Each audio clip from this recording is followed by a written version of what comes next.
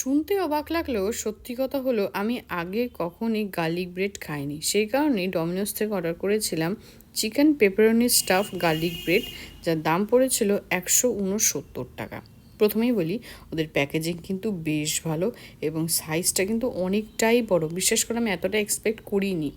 যাই হোক, যেটা আসল কথায় আসি, খুব ভালো ভেবেছিলাম যে খাবো ঠাবো এই সেই অনেক কিছু ভেবে ওপেন করলাম এবং ওপরে দেখলাম বেশ ভালো রকম হার্বস দেওয়া আছে এবং এই ব্রেডটা কিন্তু কেটেই ওরা দিয়েছে। যাই হোক, এবার আসি ব্রেডের ভেতরে যেটা আছে। ভেতরে কিন্তু চিকেন পেপারনি ভালো মতোই আছে এবং চিজ অথবা মিউনিস জাতীয় কোনো একটা সস দিয়ে কিন্তু ভালো রকম স্টাফ করেছে। জিনিসটা দেখতে যতটা ভালো, খেতে কিন্তু ততটাই ভালো এবং সবথেকে বড় কথা খুব নরম।